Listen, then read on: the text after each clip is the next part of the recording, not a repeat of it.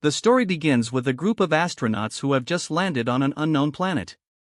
But as soon as they looked around, their eyes widened in shock. The planet's environment was just like Earth's. The air was breathable, there were trees, plants, and even houses that looked exactly like human homes. After a while, they saw a puppy lying on the ground. But what was most terrifying was that it wasn't moving at all, as if someone had turned it into stone. The entire team was stunned. They thought maybe it was just a statue, but then they noticed a tractor nearby. Seeing that, everyone was convinced that this place was almost like Earth, only as if they had traveled 200 years back in time. But then, in the sky, they saw two suns, and that's when they realized this was definitely not Earth. A little farther away, they saw a farmer standing in a field.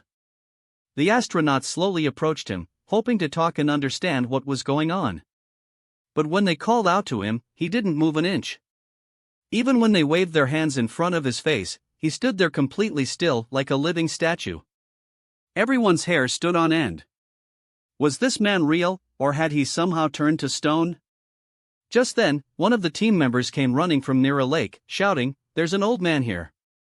Everyone rushed over, but there were two old men standing there, identical, like a photograph frozen in time. When they took a picture with their camera, the man appeared exactly the same, motionless, lifeless. One astronaut said, "Could it be that time has stopped here, and only our time is moving forward?" The others thought maybe that was true, because these people were made of flesh and blood, not stone. To uncover the truth, they decided to split up and explore in different directions, planning to meet again after 1 hour. The first astronaut entered a lounge where some wealthy people were playing poker. One man had a pile of money in front of him. He looked like a gambling king, but everyone there was frozen in place. After observing for a while, he quietly left. The second astronaut went into a private room where a couple was sitting on a date. There were smiles on their faces, and a band played nearby. Everything looked perfect, except for one strange thing: no one was moving. The third astronaut went to a beauty contest. The models standing on the stage looked like living dolls. He clapped and snapped his fingers in front of one model, but there was no reaction. He muttered, "Their idea of beauty is really strange." But as he was leaving, a man standing behind him smiled faintly, and the astronaut didn't even notice. A little later, all three astronauts met again.